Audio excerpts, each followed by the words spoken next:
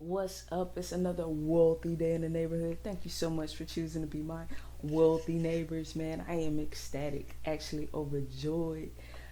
First of all, my bad. Welcome.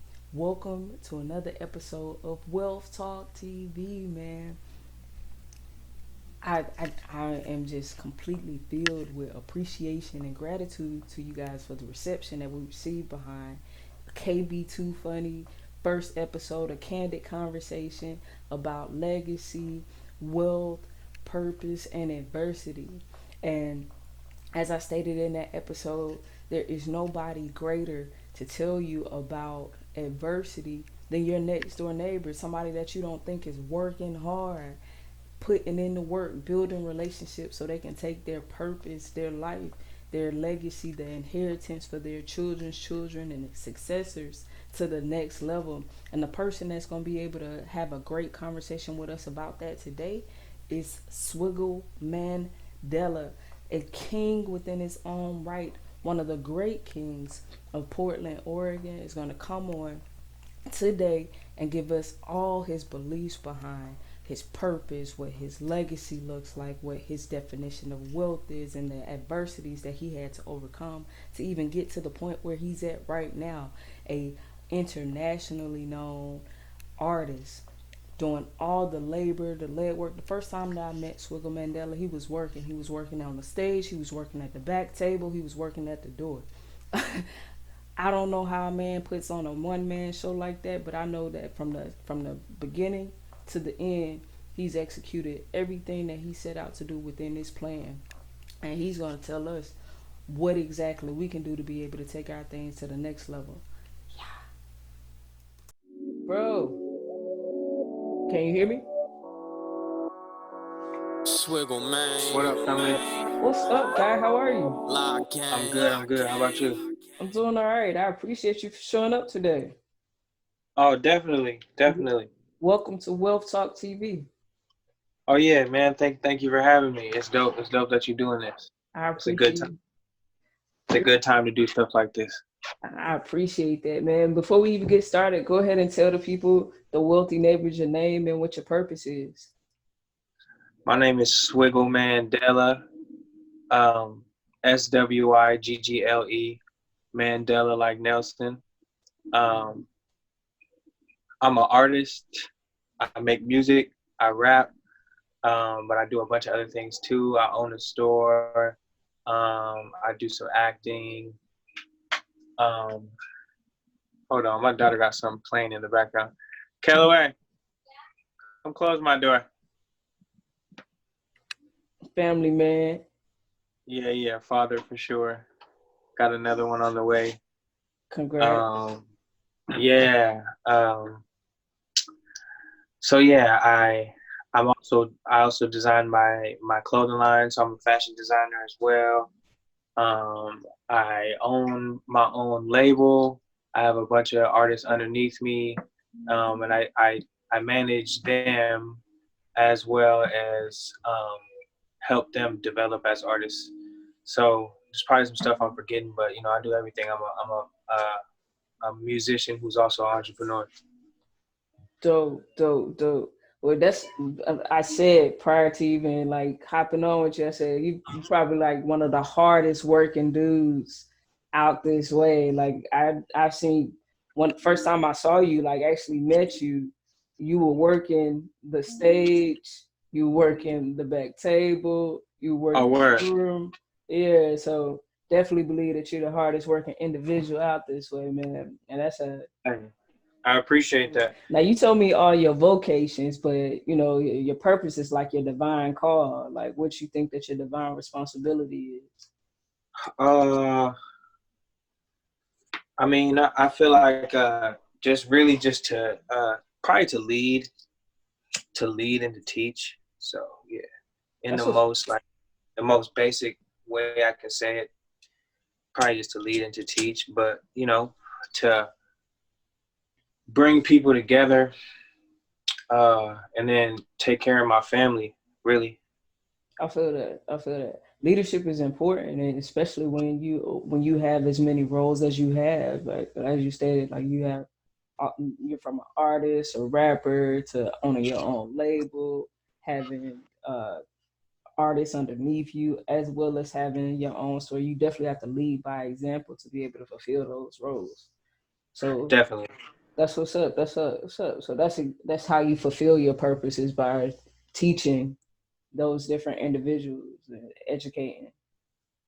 That's pretty, definitely. that's pretty Yeah.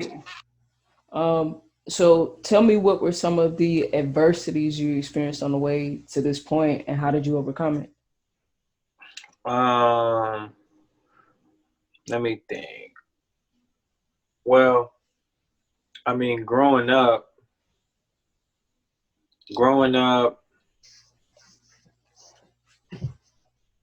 we had to, I guess, adversities. Well, I mean, I come from poverty, um, on my mom's side, and Mm-hmm. then my dad, because my parents were divorced, so my dad kind of he did. I'm not gonna say that he didn't struggle, but he kind of had his stuff more put together, Gotcha. as far as like career wise, and Mm-hmm. so, uh, just growing up, I just seen a lot living with my mom, living Mm-hmm. in different areas, living in different ghettos.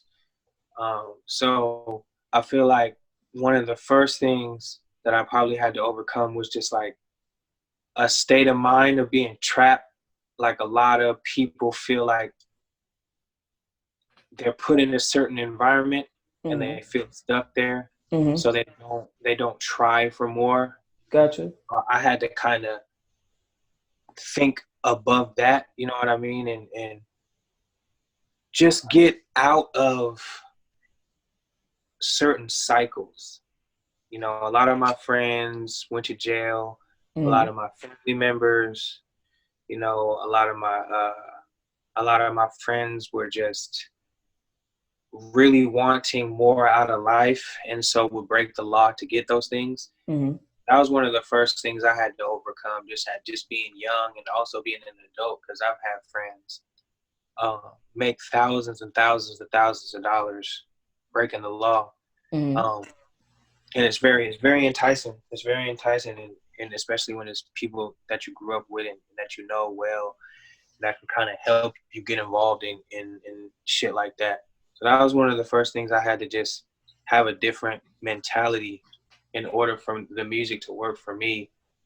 You know, I had to think differently than, you know, a lot of the rules of the hood.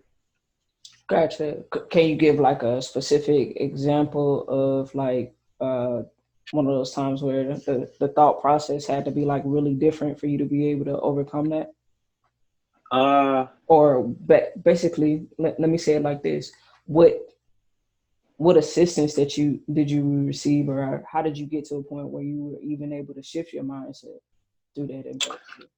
I mean, I was able to get into the studio young, Mm-hmm. so I felt like that was a way to help me express myself. Right. You know, because there's just a lot of emotions going on when you grew up in certain environments. And so I feel like a lot of my peers, you know, they were just angry. Maybe not what didn't know they was angry, Mm-hmm. but you know, we was all definitely angry, sad about something. And so I feel like the studio gave me that outlet. So I would go to the Salvation Army. There was a Salvation Army building in Northeast Portland. It's still there. It's on Vancouver and Williams, I believe. Nah, it's on. It might be on. I forget what. It's right down the street from Jefferson High School, where I went to school at. Gotcha. But there's a there's a studio. There was a studio there. It wasn't very good. It was a poor quality, basically. But you could learn how to record, how Right. to engineer, you know, the basic things. You know, mixing the vocals.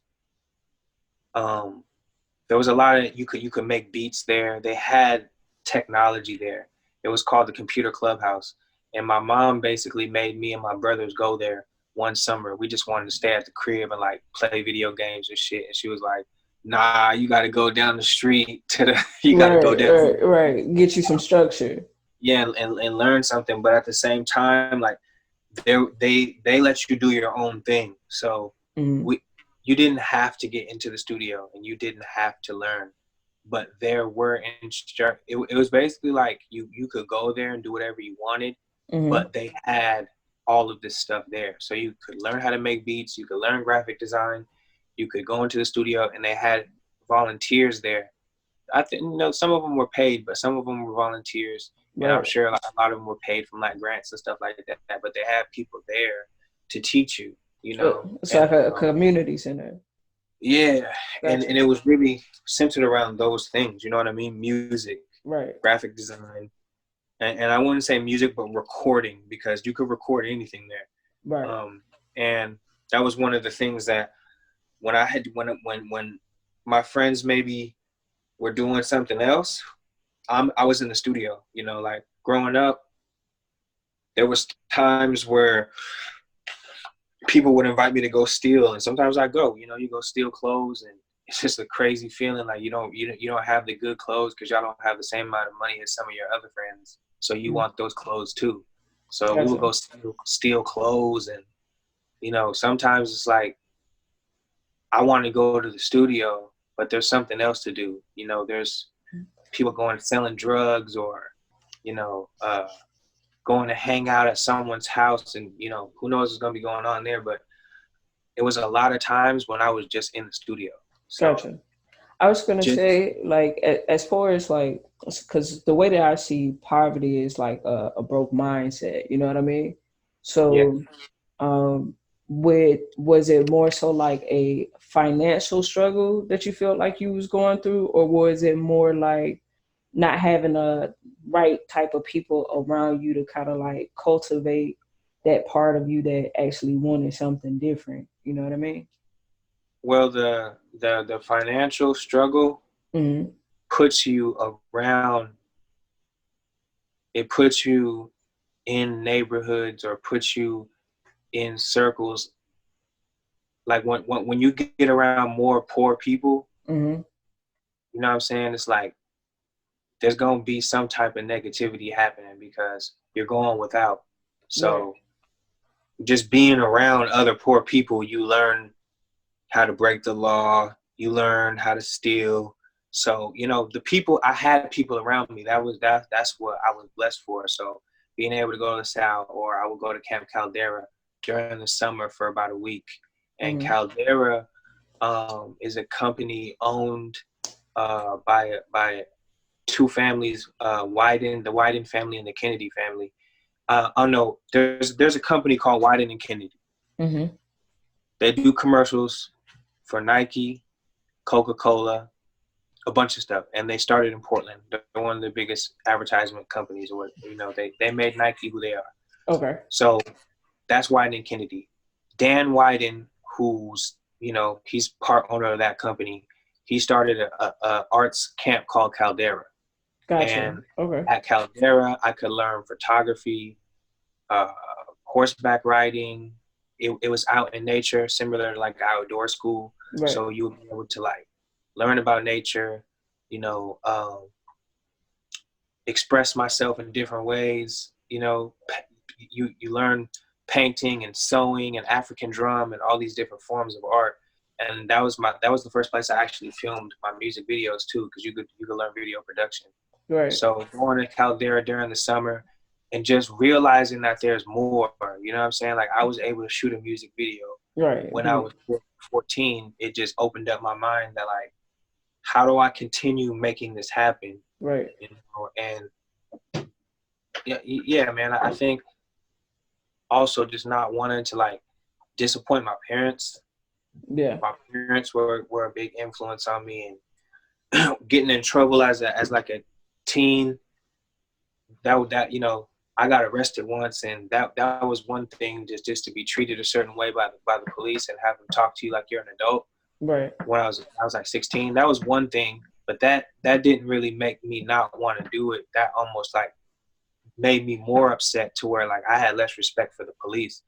But my parents being disappointed is what really made me like I didn't want to see my parents disappointed, so that kind of changed my mind. Gotcha. Um, After that, I don't think I ever got arrested again. So I was arrested at like 16, and just seeing my parents being disappointed, and also having to do community service. I had to do community service, and now thinking back on it, you're just working without pay because Right. you did something wrong. Right. And there was a point where like I would go there every weekend, but I've been rapping since I was in middle school. I started going to the Salvation Army in middle school. Mm-hmm. So by the time I was in high school, I was doing concerts, my own concerts. I was getting booked for big shows, and I was throwing a lot of parties and performing at my parties. So weekends were like my time to really do my music. And I would have community service on weekends because I had gotten in trouble. Gotcha. And I remember sometimes I would just, after I went for a while, Mm-hmm. and I was meeting all these other kids who were like, criminals, like a bunch of kids who just were just breaking the law. That was like, they had no problem with it. They were going to offend again. And, Right. a bunch of kids like that. And some kids, who got into trouble and didn't want to get in trouble no more. But I remember I stopped going, and then they called me back to court. And when I went to court, I had all like stuff from Caldera, and all my CDs and music videos and flyers, and school stuff and notes from my teachers, and just telling the judge how I wasn't this person that needed to be doing community service. And, the state was still, there was someone there representing the state. And he was like, this kid needs to learn his lesson. He hasn't learned, and he actually started ditching out on community service. So has he really learned? And the judge actually let me stop going to community service because he felt that I wasn't, I had legit changed my ways. So Gotcha. that was, yeah. So my music actually got me out of finishing my whole community service thing that that they had me doing. But it's just wild to think back, working without pay because you got in trouble with the state. And I didn't want to go through that no more. I just didn't want to be like, oh, this country anything. Yeah. Because when you break the law, that's basically what they're saying, that you own. Right. And so after that, I kind of, that also changed my mind, and knowing like the numbers, how many Black people, especially Black men, are incarcerated. And I was a part of this program called the Prospective Gents. Mm-hmm. And the founder, Kevin Fuller, of this club, which was to take Black boys from into manhood. And so the founder, he and this organization, they had put like 150 Black boys through college. So when you go get into the gents, it was almost guaranteed that you were going to go to college. Right. And so joining the gents in high school, I got to travel. I went to Cleveland and New Orleans and the Carolinas and Virginia and Memphis on a heritage tour, going around, and like we saw some of the last standing plantations, and went to different museums and different landmarks, and just learning about my Black side, because I'm Black and Filipino. Dope. And he taught me a lot. Kevin Fuller and the Gents taught me a lot about, the numbers of Black men in jail, the numbers of how many Black men were being murdered. And it just made me think like, I can't fall into that. I Right. can't be a statistic. Right. So a lot of the mentors and people around me when I was growing up literally kind of like pushed me, bumped me into the right direction. Gotcha. Gotcha. That's pretty dope that you basically had your mother pushed you into this atmosphere to help cultivate, what was going to basically like save your life from being in the life of poverty. We Yeah, definitely know that poverty is not just financial, but also in the mindset and for how we sure. handle certain situations. So the fact that you were even in a space to receive all these opportunities is a very good testament to your own parentals for real, despite the separation and the divorce and things like that. Oh yeah, definitely. And my dad was very inspirational, just and motivational, just watching what he did, because he came from the Philippines Yeah. with nothing, Right. and he got into real estate, and he also is on a team of architects, and then he's passionate about music as well. So he plays guitar, Mm-hmm. and I think that something that he was determined to do was, make some type of an income from his music since a Gotcha. kid. And so he kind of had dreams of blowing up as a Mm-hmm. kid, but being from the Philippines, that didn't happen for him. He made it to America. But what he did was he joined the National Guard, and he's in Mm-hmm. the Army band. So like, what, you can have so many different jobs in the National Guard, and his is to be in the band. That's like his main thing that he does Right. for the Army. And So so, he had multiple jobs, and that's one of the reasons why he joined the National Guard, to have another stream of income to take care of me and my brothers. And just watching him just be relentless and just I never seen my dad struggle, but he did struggle.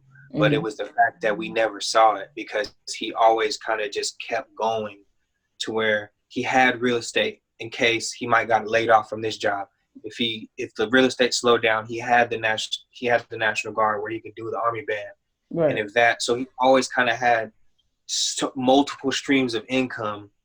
Oh, so that And they implemented that pretty early. You yeah, that, and then that, I also got to travel with my dad when he would go on tour with the Army band. So I mm-hmm. think that just being in a car, going hotel to hotel, seeing my dad on stage just for days and days and days and days, I didn't know how much it was inspiring me, but it made it normal for me Mm-hmm. to think, like, my dad would be on TV with the Army band just because with the parades, the Army band plays. So I Right. see my dad on TV, and it just kind of normalized it. It normalized going on tour, Mm-hmm. being on stage. My Mm-hmm. dad, he would also join other bands. Right. Right. So he would be doing shows at the coffee shop, or Yeah. at the barn over Collaborating. here. So Yeah. as a kid, I would see my dad perform all the time, and sometimes I watch my dad perform, but Right. sometimes it's like he's in a jazz band. They're literally play for hours. Crazy. So sometimes it's like you just looking for the other kids. Like, oh, is your dad in the band? Let's Right. go hang out. You like Pokemon? Crazy. So Okay. Okay. That's pretty like cool. just being at these places with my Right. dad, though, in a musical environment. And my dad would actually, growing up, have a whole room just dedicated to music, Right. where he would have all his. It would be like a library. He Right. would have all his records all over the walls, all his CDs, all his tapes, Right. all his guitars set up everywhere, books of music. And That's pretty cool to grow up in a household like that. That even had yeah, that cultivation area. and my dad's Filipino, so I had the Filipino culture on my dad's side, and then my mom is black, so I got the very black experience on my mom's side. So it was like all of this stuff pushed me to be the person I am today. That's pretty cool. I Yeah, appreciate you for sharing your beginning with me. for So, sure. as far as like you're from Portland, how has it been to matriculate through these different areas with your music? Like, did it start out easy for you, or what exactly did you do to kind of like just put yourself out there? Well, I'm from Portland for the most part, because I lived in Estacada as a Mm-hmm. kid. Those are where my first memories are in the Mm-hmm. country. Okay. So I lived in Estacada as a kid, and then I also lived in Oakland as a kid, Okay. and then I lived in Compton as a kid as well. But then we moved back to Portland, and I've been in Portland for the majority of my life. Okay. But being in Portland and doing music, at first, I think the internet made it a lot easier, because at first it was like very grassroots, very physical. If people heard you, it had to be because they knew you or they were around you, and they saw you in the physical form. They Mm. had a physical copy of your music, a CD. So when I first started doing music, I was in middle school, and I was recording at the Salvation Army, and I would Mm. just burn CDs. So I may burn like 10 CDs and give them to like 10 of my good friends. Right. I may play the CD at school. My brother threw a talent show when we were in middle school, and I performed there. And so that was where I started my fan base. Like Gotcha. just my friends, the people who would be at the Sal, my family, and then around high school, Mm-hmm. I started to get really excited because I felt that because like it was before the internet. Still, not before there was internet, but it wasn't like MySpace had kind of just started to come out. Gotcha. Nobody was really doing the YouTube thing like that. Right. And so I was excited to go to high school because I would be in a bigger body of people and I could like share my music with more people. Yeah. I remember one time for my birthday, my friend Anael, who eventually built a studio at his home because he honestly, when I met him at Caldera. I Right. took him to the South and he was looking at the equipment and he felt that we should be recording on better equipment. And so just a good friend of mine, he ended up building a studio at his house. He lived right up the street from me. I record there all the time. But I remember in high school, he got me just for my birthday, just knowing me. He just bought me like 200 blank CDs because he just knew I would just burn my music on every CD Mm-hmm. and give it to all our friends and even the people that we didn't hang out with and give it to strangers. So originally that was it. It was like a school thing. Right. And in high school, it was like everybody knew I rapped. I went to Right. Jeff. My brother went to Grant. I have friends that went to Benson. I have friends that went to Lincoln and Roosevelt and Madison and Jesuit. I had friends at every high school and they all knew I rapped. And it was like exciting. I felt like it was going to be way easier at that time, just having all those people knowing and supporting. Right. Um, and so that's how I originally started. Just like high school, you might know somebody at Grant that raps, do a song with them. You know someone at Benson that raps, do a song with them. And just that school spirit and that being growing up in Northeast Portland, or just I'm sure everywhere that people grew up in different parts of Portland, like there's a strong school spirit. So that had a lot to do with the music at first. And that like propelled it to like at least give me a base. And then Gotcha. I had my friends from Caldera. So and my friends at the Gents, being physically in all these places Mm-hmm. around all these groups of people was initially how I started to build my fan base. So, So it was and also basically hanging out, like you could go to the park and people would be at the park. You could rap at the park, and my cousin was popular. You know, my friends were popular, and you give 100 people that CD, they're listening to it around their friends, and they're burning it now. iPods and MP3 players started to come out, so you be on his MP3 player, and that was a big thing. And then MySpace. MySpace was like I was probably like a sophomore or junior when we started to really start to get into MySpace, and that was dope to be able to first just put your music online. right. And we had all our friends Right. on our MySpace, and then YouTube. We were in high school. We started putting our videos on YouTube. I feel like Soulja Boy was like one of the first guys releasing music on MySpace. He was one of the first guys releasing music on YouTube from almost like any genre. And so that was like crazy to us. And then that started to propel us as well. And people could watch our video at any time. And it wasn't just a DVD, you know. Yeah. So in the beginning, it was crazy because there was no internet. And that was a great time when a lot of it just was you had to be there. If you Right. weren't at the show, if you didn't have the CD.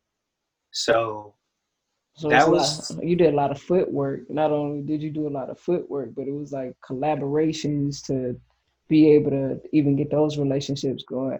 Speak on like your thought process when it comes down to relationships. Like, how is it that you determine who you're going to work with or what you're going to work on? um a lot of my relationships are like just one on one. Like we have like if I'm working with a producer, Hmm. we just work. Even if sometimes it may be that I'm taking this song and I'm doing that I'm putting more people on the song. It's not just me, but Right. still I like to have that one-on-one relationship with my producer or like my video producer. Like I work closely with a lot of the same video producers. I have like a certain video producers that I work with, and it's just because we have that relationship, like we know each other. We're not really stepping on each other's toes. Um, I'm I'm I'm I'm almost like protective over those contacts Mm-hmm. to where I know that if I tell someone, yo, you need to go get your video from over Right. here or work with Right. this guy, I want to make sure that that person, if they're saying Swiggle Mandela told me about you, that they're being respectful and that they're going to take care of that relationship like I do. So a lot of the times that's how it works with me.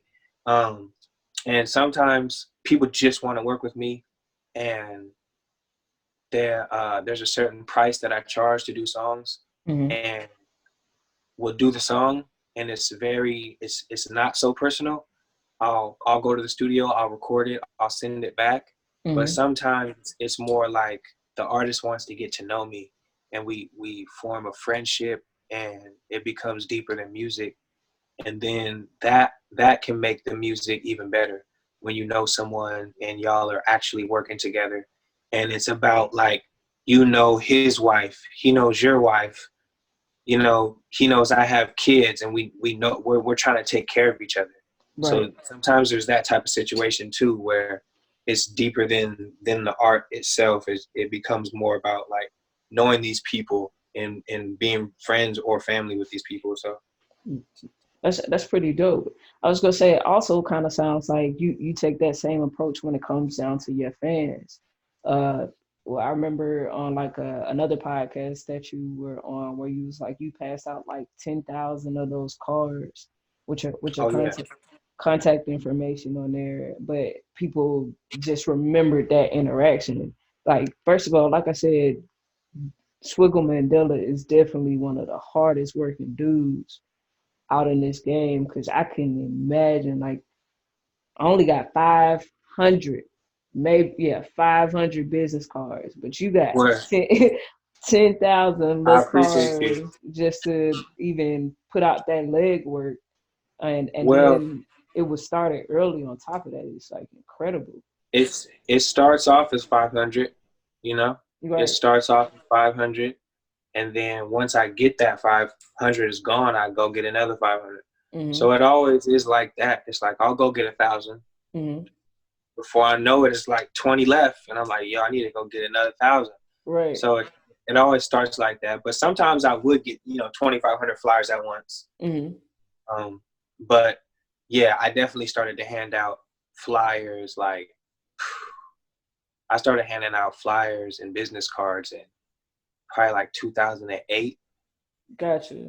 So How just do you encounter so all many of those people? years, Yeah, well, huh? okay. I was about to say how you encounter so many people, but yeah, that makes Yeah. sense. But sometimes I would make a goal to hand out 500 flyers in a day. Mm-hmm. So I would go downtown and I would just talk to strangers. I would go to like densely populated places and I would just talk to strangers. Or like I'll go to Saturday market, Mm-hmm. just talk to strangers, bring my speaker, and Okay. then start performing. I just ask strangers like, can I do a song for you? And Right. before you know it, it's 50 people standing around and they all That's get a flyer. that's So dope. It's kind of yeah, like free value. yes, So it's a process. right. So I was gonna ask, what you stating that your purpose being to teach and educate. How do you implement that through your music? Like, what are some of the things that you typically talk about? Um, I always put stuff in my music that I've learned. Mm-hmm. I talk about my experiences in my music, and then because a lot of my songs are fun, Mm-hmm. but there still be some knowledge in them. Like Right. I got a song called Goddess Mm-hmm. where I talk about an astronomer um, who was in I believe the 13th century historically, and Mm-hmm. her name is Hypatia, and she was a black woman, and she was an astronomer, and she was one of the most intelligent people, one of the most known intelligent people on the planet at that time. And Should have Like, known Mandela was a history buff. oh yeah, a little bit, but you know, all the people that we hear of, a lot of Hmm. the names that we hear of, like I want to say like Galileo, or like just the different philosophers that you hear of, that Right. you know of, and they're white. Right. Um, a lot of those philosophers went and learned from her, Wow. and Okay. so because of sexism, because of racism, her name was suppressed even way back then. And it's crazy because the way that she died is, you know, people try to say that racism is so new, Hmm. but the way that she died in the 13th century was that they skinned her. They skinned her alive. Wow.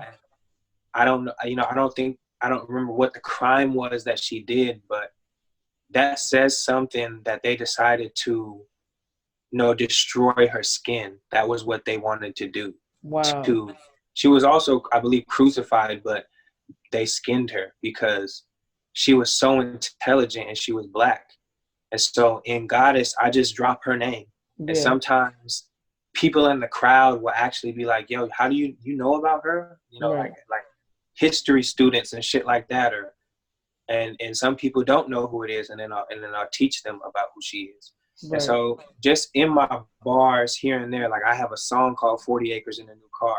And Right. like just the name of the song, it doesn't necessarily go into, in my song, it doesn't say this is a song about reparations and the government promised the black people after they were emancipated, so, you know, so-called emancipated, that they promised all the families 40 acres and a mule.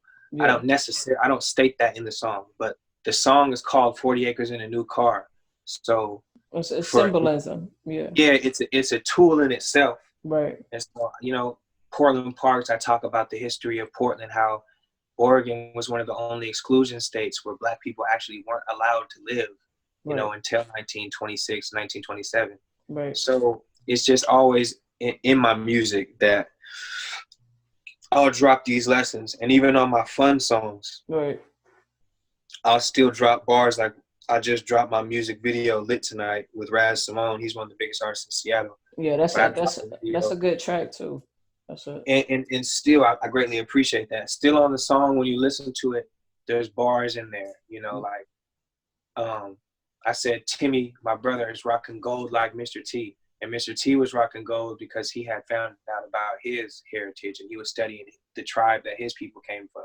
yeah. And, you know, I said, my queen's looking like a Nefertiti. So just there's always knowledge in it. Even though it's fun, it's one of the song is called Lit Tonight. It's a whole bunch of fun. But Dope. there's always going to be that knowledge in there, no matter what. Dope. That's pretty dope, man. That's what's up.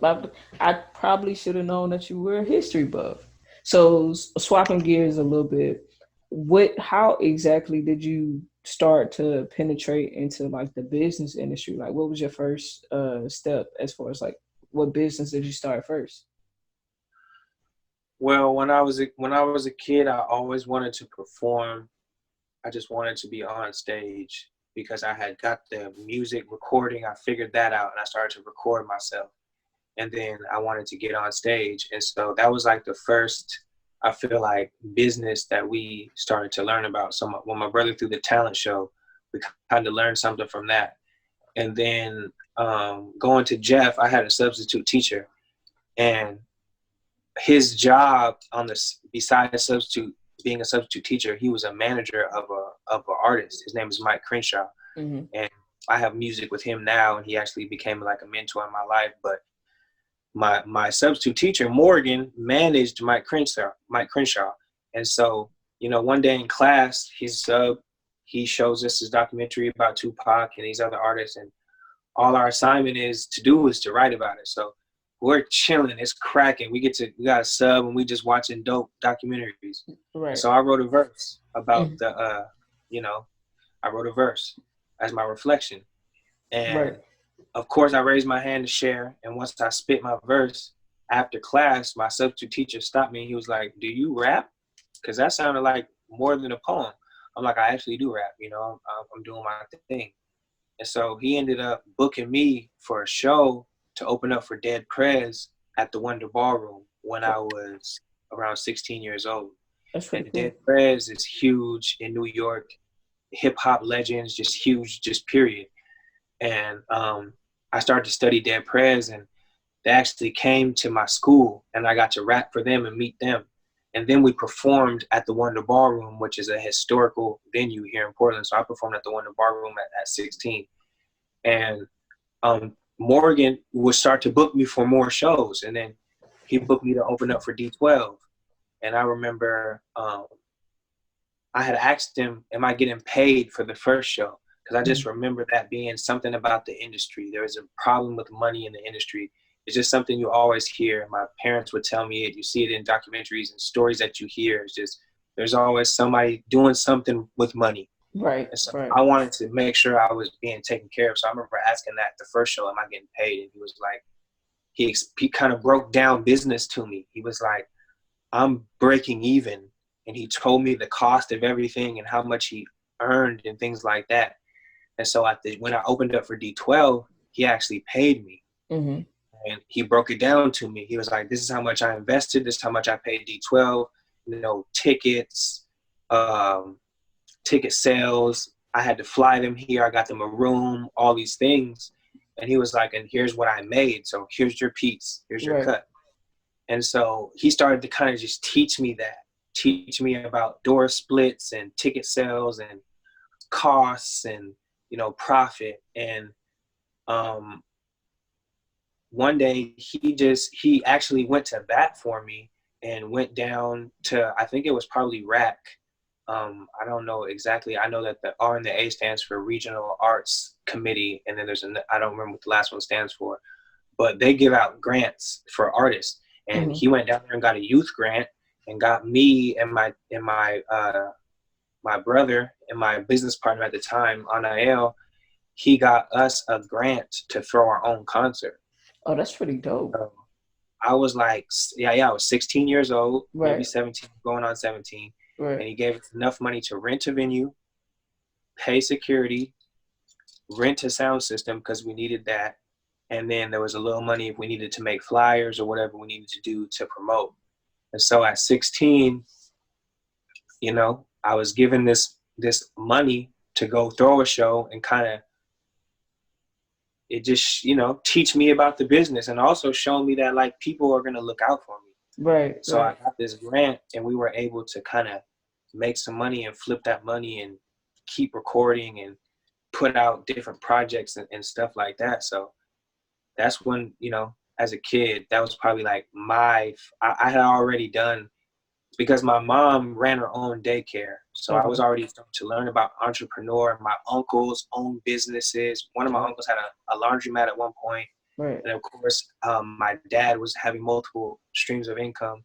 So I was already kind of doing certain things growing up. Mm-hmm. But the first official, I feel like, business venture was that show when we got that grant and we were able to start learning about that door split, making sure everyone was taken care of, paying your security, paying your, renting your venue. And then that became the thing. Right. We kept renting venues. We kept trying to find the right place and the right sound system. And we would just start, that became the other thing that we were doing besides just recording the music, shooting the videos.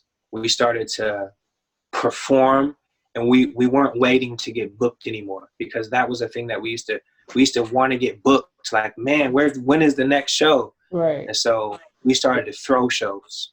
And it's almost kind of like you started out with I'm sorry, I didn't mean to interrupt you. No, you good. You good. It kind of sounded like you started out with a plan to be vertically integrated, which is really cool, because at first you work on the product, which is yourself.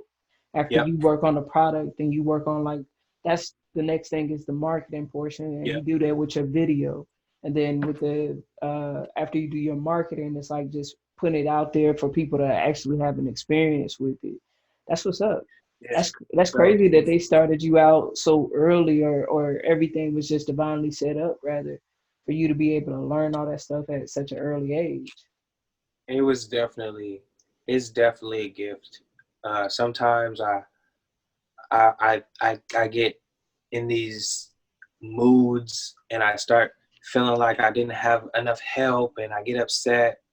And then I have to remember, like, wait a minute, I had all this foundation, I had all these mentors and all these people that kind of really propelled me to be able to do what some people really dream of doing, and able to like have this fan base and have the hunger and the knowledge to know I can have a movie, I can have a music video, I can do whatever I want to do. Right. And it came from all these mentors that taught me that, like, you know, there is no limit. Mhm. You can do whatever you want. Mhm. That's the lesson that I took from, you know, from like when I started to make this music Right. to like 20. All my mentors were kind of telling me they're, you know, you're free to do anything that you want. Don't put limits on what you want to do. You want to fly in a video, you want to be the X-Men, you want to like, Right. you can make your music video, your concert, the same quality as like your favorite musician or your favorite actor, director. You Right. don't think that you can't do that too. So Right. it's kind of been my state of mind that I know realistically that I can become as powerful and as famous, as influential, as positive as all the people that I looked up to or admired, like civil rights leaders or big artists, big creators, that Right. nothing really separates us. So So that's really it cool. was a good thing.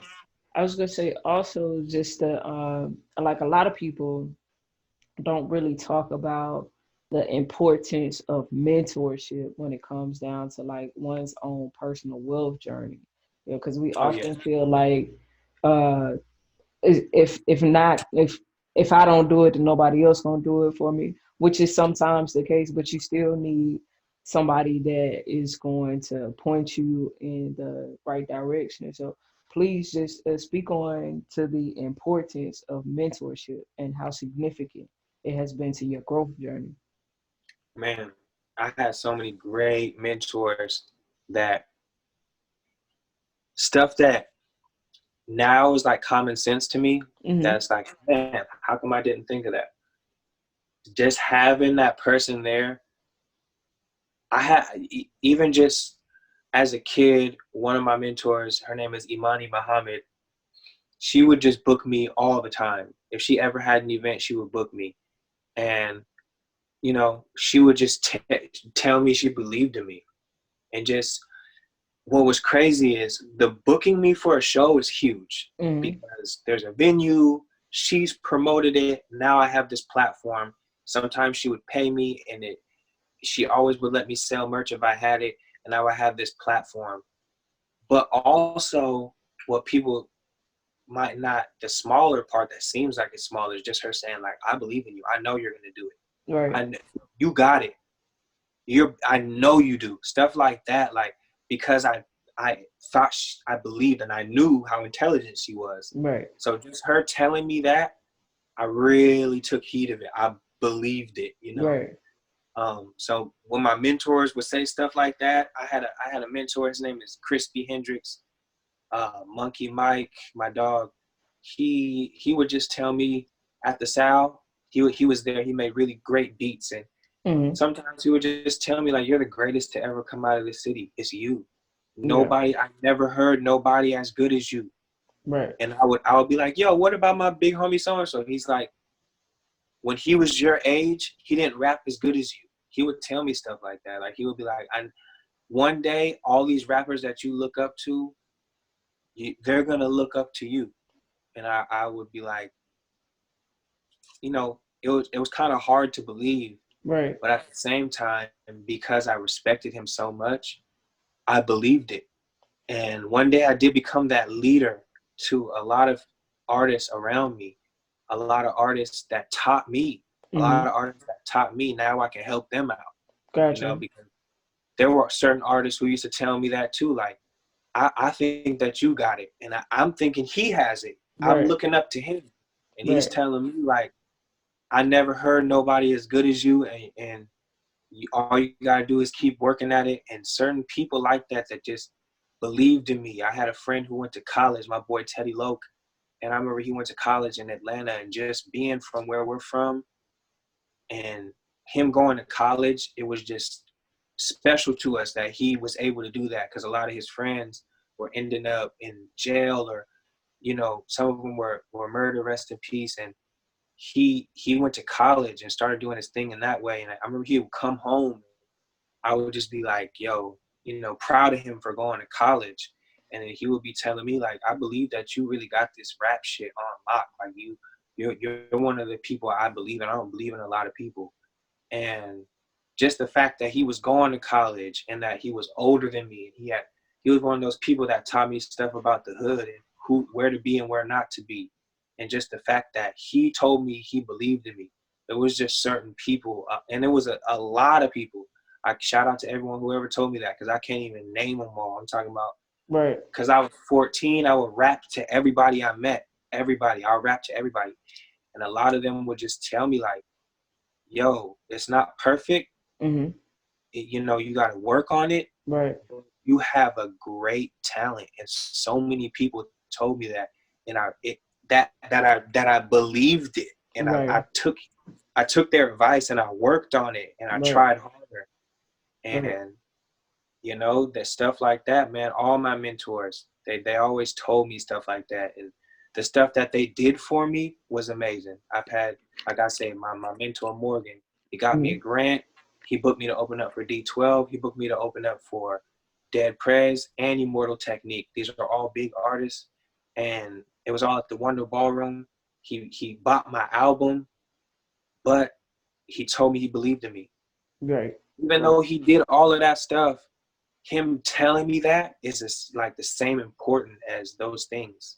Gotcha. You know what I mean? Like, so that's that, because words are so powerful like that. I remember in the gents, they would talk about how they trained elephants and how cruel it was, how hard and cruel it is to train an elephant. Mm-hmm. And it's a metaphor that has to do with like a spiritual prison, like a mental prison that you could be in.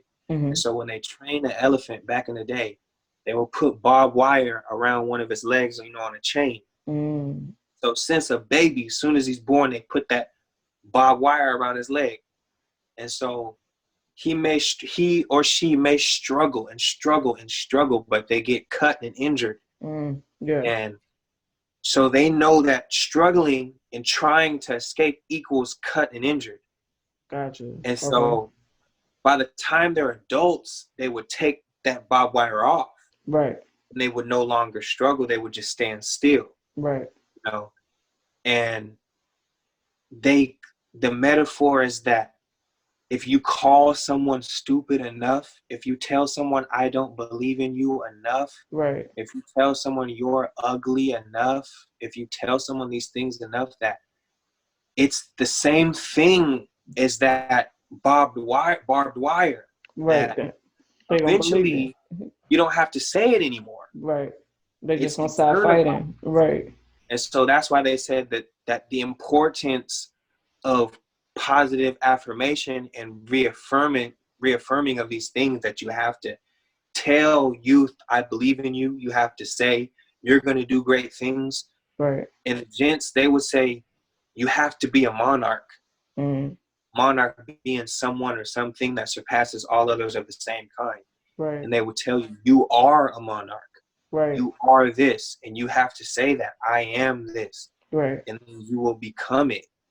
And, just the power of that mental and the like the language, the power in language. Right. And so Yeah, when it you seems have like mentors your love like language that, is affirmation. yeah, definitely, Yeah. definitely. Right. Right. That's powerful. Right. Being a mentor, even if it's just telling someone I believe in you, or telling somebody you're doing a good job, it's a powerful thing. So my mentors, I'm eternally grateful. They're forever in my favor, and mentorship is very important. It could change somebody's life. Dope, dope, dope. That's what's up, man. I appreciate that. So fast forward a little bit, like which one came first? Did the store come first or did the music label come first? The label came first. What was the process of even opening up the label? Like, how did that get started? What's your label That name, by the way? La Familia Gang Music. La La Familia Familia Gang Music. Make sure you guys remember that. La Familia Gang. Gang Music. LFGM. La Familia Gang Music. And my brand is more. It's a label, but it's also a brand. Mm-hmm. So I would say that the brand La Familia Mm-hmm. started like in high school. Okay. We've always been representing La Familia. And then it started because me and my older brother, JC Cordetta, and my Mm-hmm. boy and uh, one of my best friends, Anael Janice, we decided that we were gonna make music together, and Right. like that, we needed a brand, we needed something to be called, and we Right. needed something business wise to. We needed a business name so that people would take us seriously, professionally when we were dressed. Wow. So At what um, age are you guys filling out paperwork for businesses? honestly, when we first started, there was no paperwork. But when we Gotcha. started to think about that, was probably uh, 1920, like 2009, 2010. That's when Okay. we started to think, because we wanted to like cash checks to the business and do certain things like that. Right. So yeah, that's when that started. Okay. Because initially, it's like, honestly, we just wanted to hustle, and we didn't want Uncle Sam in our pocket check. At that age, they couldn't be, right? I mean, technically, they can be if you're making enough money, you have to pay taxes. Gotcha. Okay. So, with all the shows that we were throwing, we definitely were making enough money to be paying taxes. That makes sense. That makes sense. That's what's up, though. Yeah, Like, I really like the work ethic that you bring to the table, because again, like, it's dope that your dad even showed that to you guys at such an early age with these multiples of streams of income, because that has shaped like basically your whole adulthood for real. Uh, for sure, for sure. Yeah, my dad just always wanted to, even with this whole blowing up thing, like we kind of wanted to like blow up. That was like a thing we wanted. Like my cousin made the song "Teach Me How to Dougie," mm-hmm. Okay. so blowing up in our mind was like my cousin. Okay. Gotcha. Gotcha. Worldwide Recognition. crazy blow up. I was gonna say, but what aren't you like doing tours in Europe? No, not yet, not yet. Gotcha. No, I could have sworn I saw you like do a tour and had a tour schedule, and it looked like you was up in Europe in the UK or something like that. you might be seeing into the future. You Uh, well, we you received materializing it, it. manifesting We it. received it on your behalf. Okay, okay, um, that's what's Nah, up. not yet. I've only performed outside of the United States one time. I was with my dad in the Philippines, and it wasn't even scheduled. It was just my family is important in the Philippines. There's a lot of Mm, poverty in the Philippines, and we're definitely not struggling like a lot of the other Filipinos are. And we're really grateful for that. But we were eating at a restaurant, and there was a band performing, and my dad just kind of put me on stage with them. So that was the only okay, time I performed outside of the United States. Was in the gotcha. Philippines. Yeah. Okay, cool, cool, cool. That's what's up. It was another thing. So, you started the brand La Familia Gang, La Familia over everything, Yeah. and gravitated to what was next after you started the brand. Was it the store, or was there something in between? Oh man, there's so much in between because the store was just top of like 2018, I want to say. Okay, dope, dope. Yeah, the store is new. The store is like the newest part of one of the newest parts of the brand. So That's what's yeah, up. before that, there was like the video production. We started to do music videos for people around 2009, 2010. Wow, Yeah, and then yeah, so the store was recent. That's like my most recent, yeah, that's most your mo- recent. Most recent acquisition. Okay, that's pretty cool. So you've been working for a while, man. Gee, how Yeah. many years you been in the game? You're a vet. I started recording music 2003, really, like in a like where I could burn it onto a CD. But Right. I was already writing music when in probably 2001 or 2002 when I was Got like 11, 12. I started to write. So and yeah, the incredible thing is that you have the support. Like I want to say more people, more often than not, like the very hard thing to do in some areas is to get the entire city to back you. You know what I mean? Like a lot of for times sure. people have a hard time getting the support of family or friends. Like, how was it that you were just able to swing by that so easily? It seems. I think not being bitter. Mm, Like a lot of times people like I was explaining to somebody that one of my friends told me that he didn't listen to my music seriously until 2015. wow. But he had known me since 2006 and I was already recording since 2003. Right. So he since 2006, 7, 8, 9, 10, 11, 12, 13, 14, 15. Right. For 9 years, he didn't take me serious. Wow. And some people would say, well, fuck him then. Why would Right. you want him to be your fan now? Like, what the Right. fuck? And it's like, I'm not bitter that he wanted a better quality from me. Mm, And okay. I'm not upset about that. You know what? That one That's a song that, wealthy check right there, dude. Like yeah, appreciate it. you definitely have to be in a position where you can't be mad because people don't want to break bread with you, especially if you're Yeah. doing half ass or half quality work. So I And feel that. I appreciate all the people who rock with me since the beginning. Okay. Yeah. I appreciate that because my shit has been hot. Right. But what he wanted was like that. He wanted the Super Saiyan 7, the crazy, Right.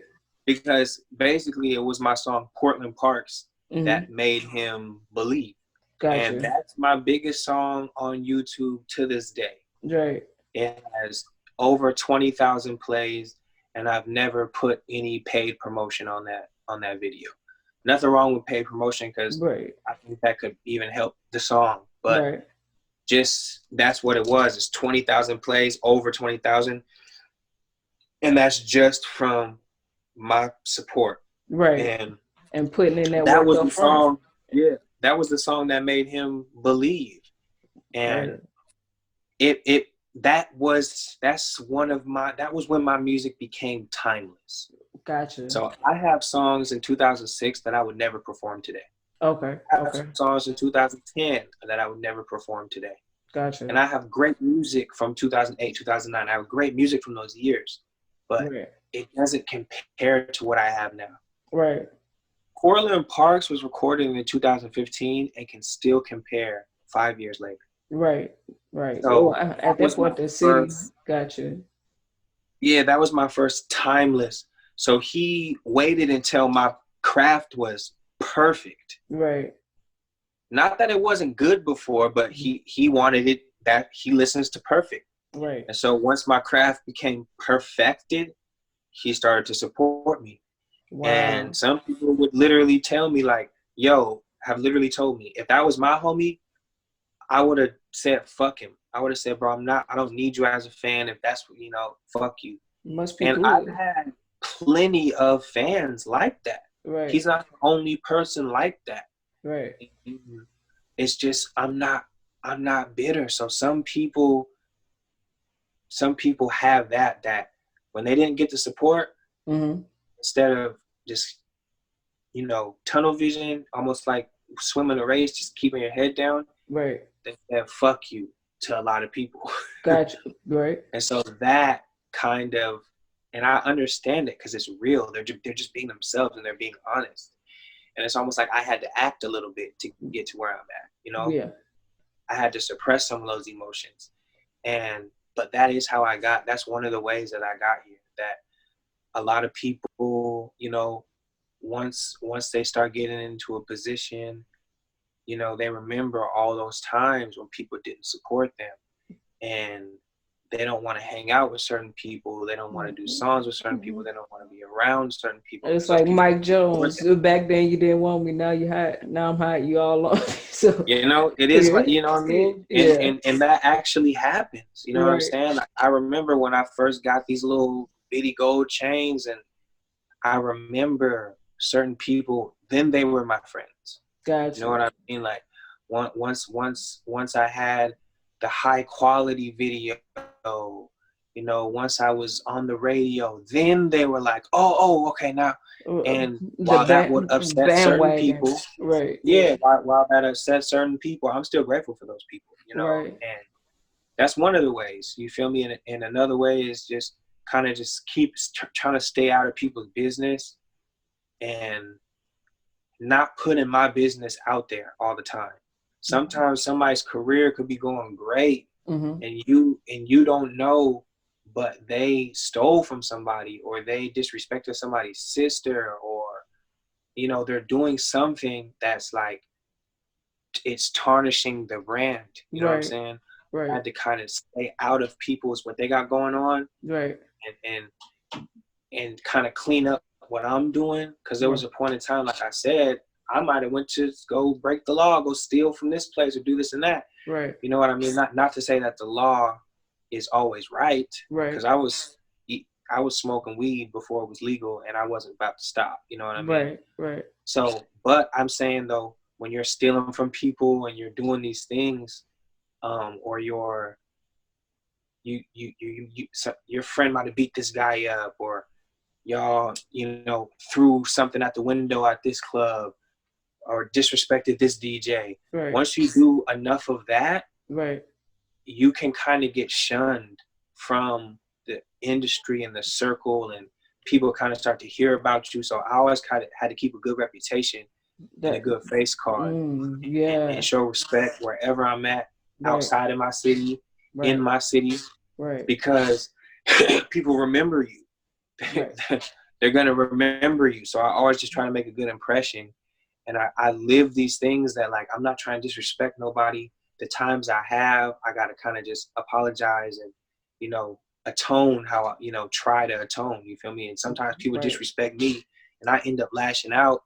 And, that's not always the best look, but sometimes it happens. Sometimes I teach in a rough way. Right. Right. um, Course but delivery, but yeah, I didn't mean how I gave it to you, but I meant what I said. exactly. Yeah. But I've just had to show a lot of respect, Right. even sometimes when I'm disrespected. Gotta keep it respectful, because you walk into a radio station, the person who greets you may be disrespectful. Then you disrespect them. Now you Right. can't get back and meet that DJ that you came there to meet. Right. So it's like, sometimes you gotta play your cards and pick your battles, and that's Right. really how I got to where I am. Most people have something positive to say about me, and Right. if they don't, it's like, some of those people are like my biggest haters. Some of them are having like a mental battle, having a Right. mental issue. There's people who have just troll, and they're like, Swiggle Mandela is this and that, and I hate you, and I want to kill you, and all this crazy stuff. And those people are just going through something. Obviously. Obviously. But Yeah. majority of people who know me, they know something positive about me. And then the people who I may have gotten to a disagreement with or argument with, those are I only get into stuff like that with people who I love. Right. And that always gets worked out. So if I get into a huge blown out argument with someone on my team, Mm-hmm. we're going to work through it. Those are the only type of people that get to see almost like, crazy side of me, because I can't put that out there. I can't be fighting the Right. guy at the show because he threw something on stage, even though it's like he threw something on stage. Right. Right. I can't do that, Right. So I had to just I had to change and be a very more peaceful person, because when you have influence like me and somebody disrespects you, there's 10, 20 people ready to do something to that person. Gotcha. And I could be like, yeah, go do it. Right. give them the green light. Let's go spin around this block. But Right. it's more of, Right. being a leader. Mm-hmm. I'm not going to put my people in position like that to go, oh, you go beat up this guy. Now you're facing prison time. Right. You know what I mean? Now you're on the run, or, now his cousin is upset, or there's so many opportunities where that can be the outcome, Right. where I've not taken it there. Gotcha. So sometimes artists take it there, and it's understandable. Someone's disrespecting you when you're on stage, slap the shit out of them. But now that venue is worried about you, and now They think they're that talking you're to other hot. venues about you. You know what I'm saying? So, Right. especially in a city like Portland where it's very racist, and I had to keep this reputation of I'm a positive person. I have positive shows. There's no violence at my shows, to even do concerts and have venues not be afraid of me because I'm a rapper and Right. I show up with 50 black people. That makes sense. You know what I'm saying? Yeah. So I always kind of had to be overly positive almost. And sometimes it feels like stifling Mm-hmm. because I can't be myself all the time. Right. Sometimes I do want to call somebody an idiot, you know what I mean? Right. But I had to really tone it down and shape it to where I have no reason to disrespect people, so they have no reason to disrespect me. Right. And so even sometimes when people don't support me, the fact that they respect me makes my following bigger. So that's what's up. I was gonna say on top of that, I really want to get into the portion about like teamship and how you choose your team and what Yeah. exactly is it that you pay attention to know that these are the individuals that you best need to work with. Um, well, first they got to be around me for long enough to understand that if you are going to join the team, it's a family thing, Right. and that joining this team is not something that you can quit. So Gotcha. they have to understand that first, or at least be told that, and then um, what can they bring to the team? I'm paying attention to their work ethic. Of course, they have to have uh, a gift for making music, but then be a people person. I'm looking for people who I can kind of teach that philosophy to, that you got to go through this industry as smooth as you can. Right.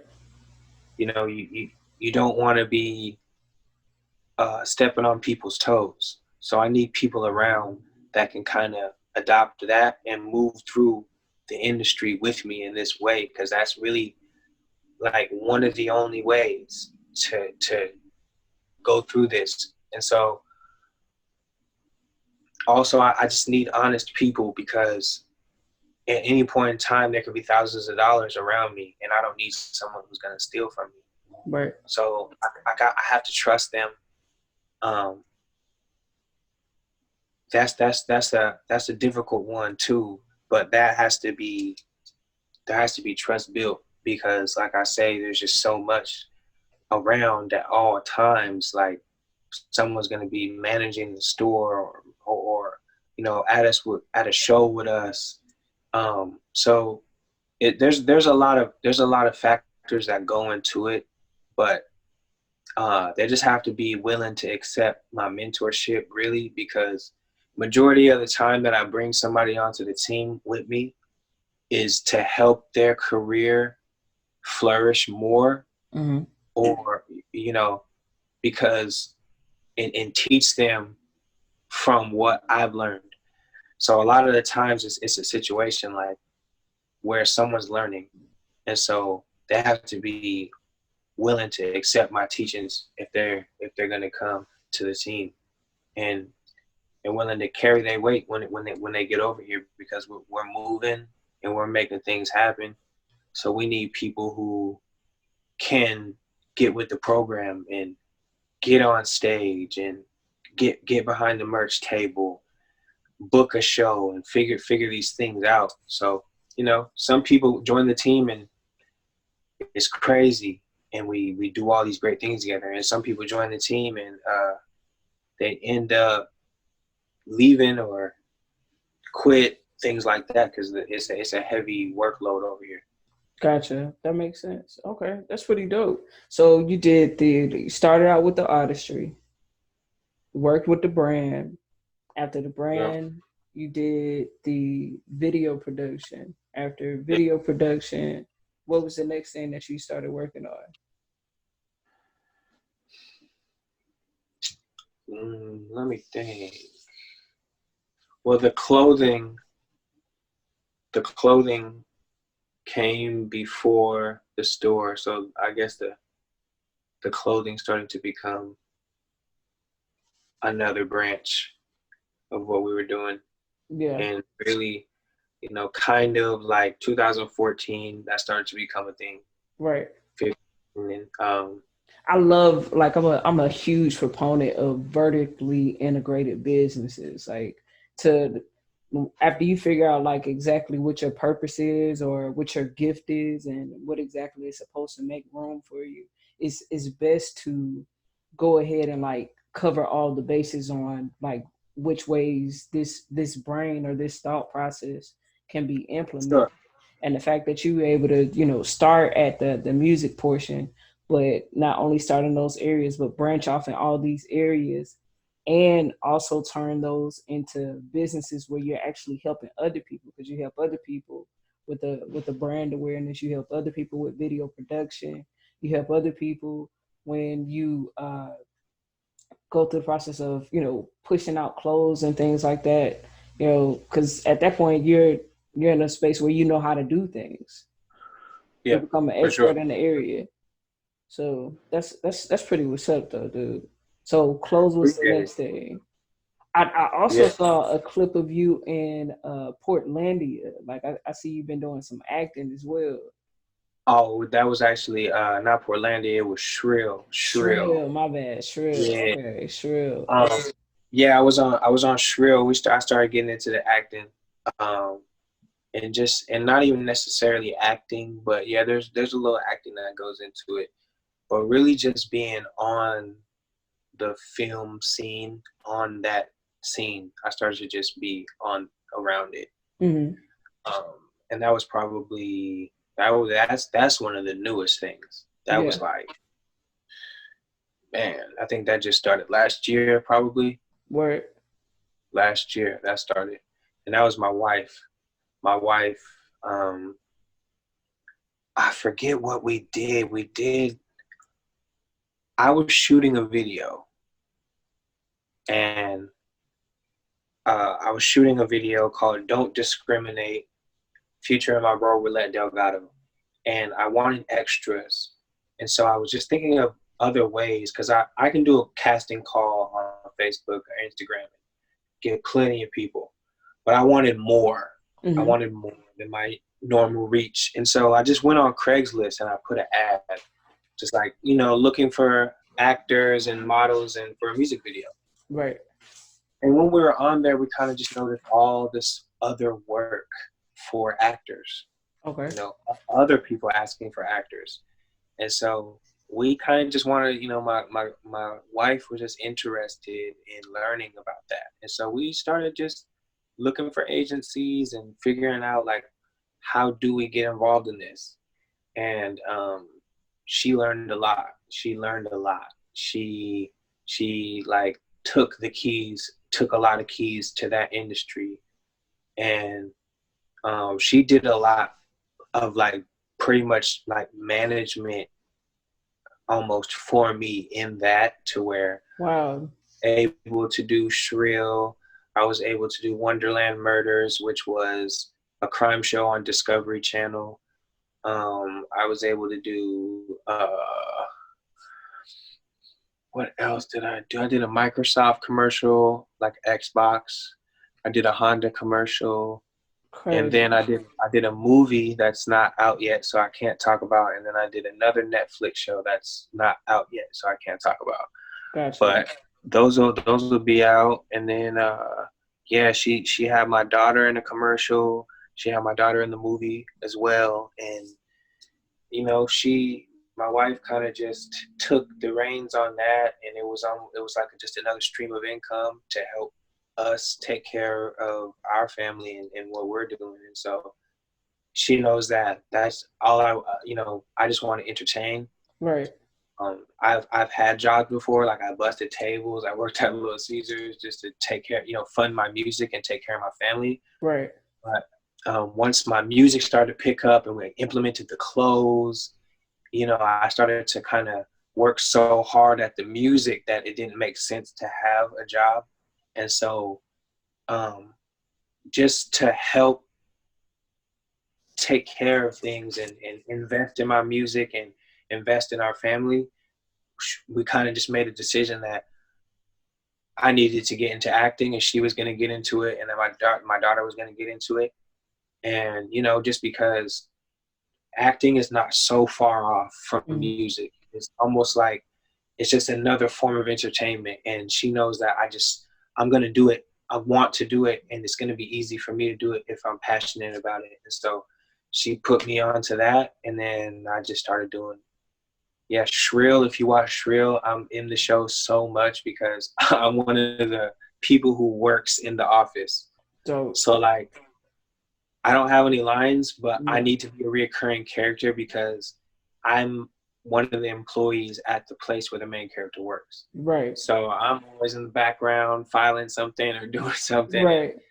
That was dope to be on that set and around those actors and seeing them do their thing. And it was seeing the cameras and the process is really cool. It's really like mind blowing, And so that's one of the newest things I'm doing that I started to do, which is really fun and it's super dope. And it showed me like how much is happening in Portland in that industry. There's a lot happening. Right. So that's pretty cool. That's what's up. So I got like a few more questions for you. We're gonna wrap it up shortly though.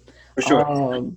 So the other question that I had, I wanted you to talk about the investment within yourself. Like, I want to say, I kind of want to ask how much have you sacrificed, but at the same time, I want to know like what has been significant in you finding, because especially when it comes to building your own life, building your own legacy, you somewhere some type of financial work has to come into it if you're gonna do it. And a lot of times it'd be difficult because you got household needs and bills and all these different things that are different factors.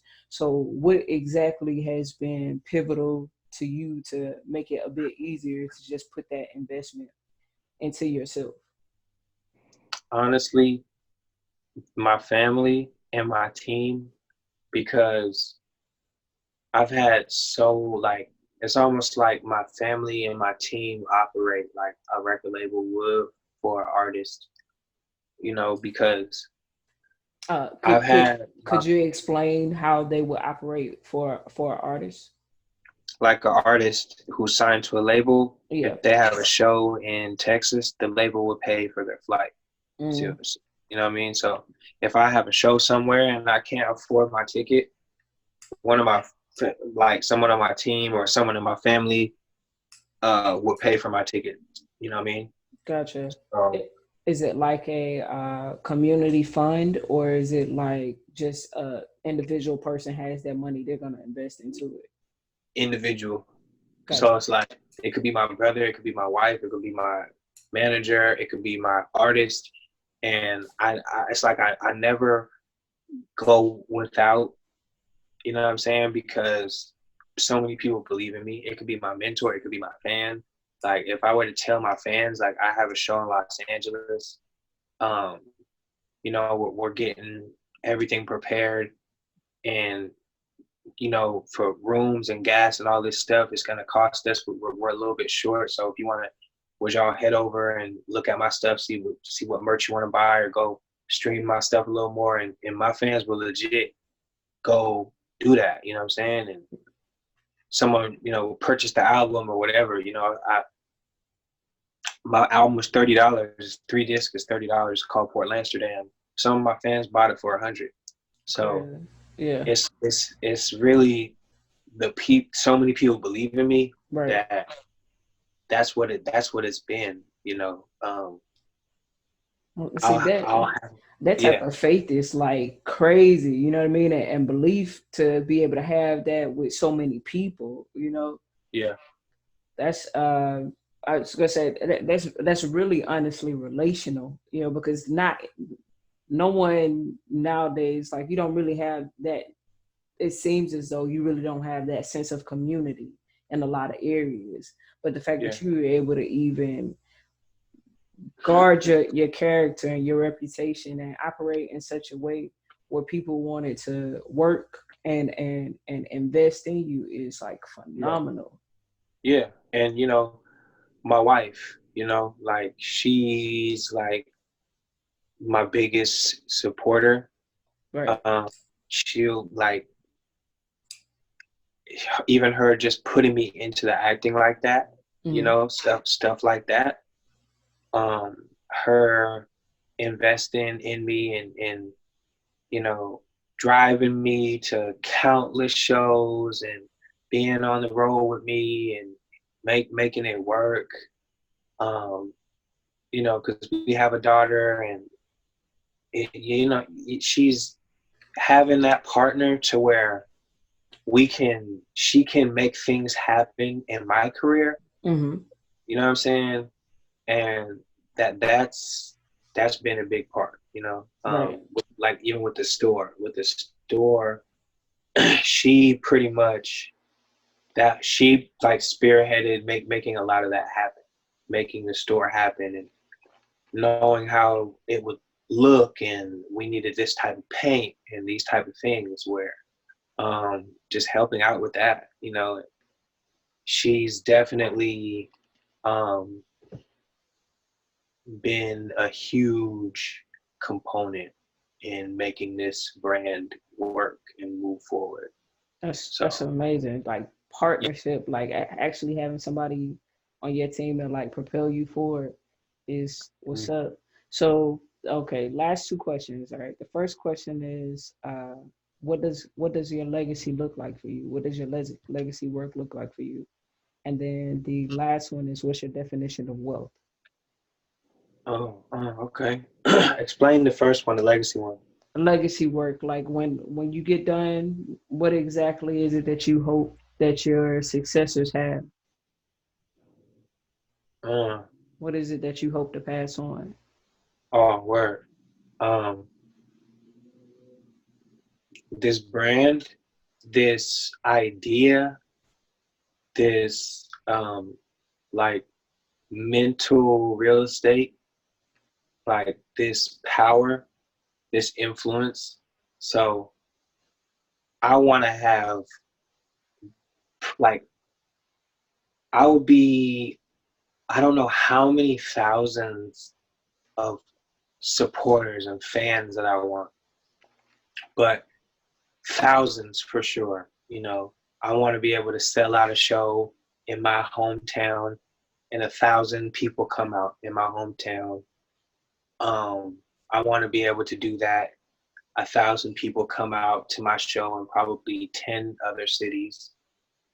Um, I want to travel, and so when it's all over, I want my daughter to be able to use that, you know, my nephew to be able to tap into that I had 1,000 people here and there, and we had all these people who support this clothing, they support this music, they support this brand, that now it can continue, and that we can capitalize off of it pretty much forever. So that's ultimately what I want it to be. It's an influence.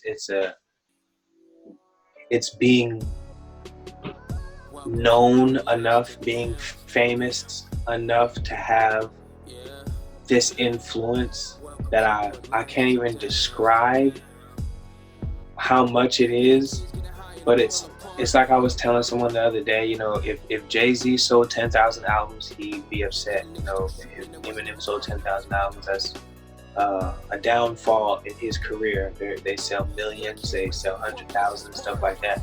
But for me to sell 10,000 of anything would be like, that's my dream. Right. You know, to sell 1,000 of this, sell 2,000 of this. So to be able to have that, because you can't, I don't want my, you know, children or nephews or someone to have to think about being fired, you know, or something like that. So to give my family something that they can't be fired from, that's actually ours, you know what I'm saying? So that's that piece, the legacy part. So dope. And what's your definition of wealth? Man, it's almost the same as what I just described. Like Word? having the power, having power. Like, I have the power to make money. I have the power to have a home.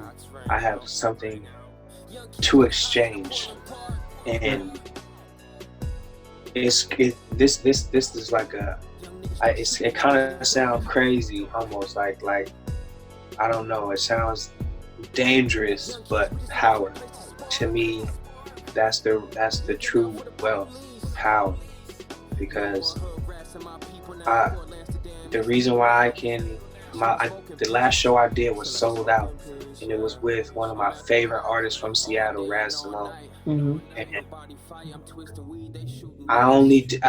the reason why I was able to do that is because of the power that I have, how powerful of a person I am. And so, you know, that's the same as with a leader of a country or a leader of a movement. Like, Martin Luther King wasn't rich, Malcolm X wasn't rich, you know what I'm saying? Bob Marley wasn't necessarily rich, but, you know, they were very powerful. And so, to me, that's the true wealth. Yeah. That's what's up, man. Like, you've given a lot of valuable, a lot of great information. I appreciate you for sharing with me your adversities, your triumphs, your wealth, and your legacy. For sure. And your purpose, man. Like, I can't even, I don't even know if you know how much you've already given, from talking about mentorship to teams to relationships and character. Like, Swiggle Mandela is like I said, one of the hardest working men. I appreciate it. On this coast, a king, a monarch within his own right, and he's making major moves, putting in his legacy work, putting in his wealth work. And I'm just gonna throw up that wealthy symbol one last time, and we're gonna dip out this guy. I'm gonna call you, all right, dude? For sure, I appreciate you, and this is dope. This is powerful. Like, most of the time I do interviews, they don't have as well thought out questions as you had. So I appreciate this was definitely like a intellectual conversation. So I appreciate you, man. Real talk. I appreciate that, man. I'm about to hit you up now, all right? All right, for sure.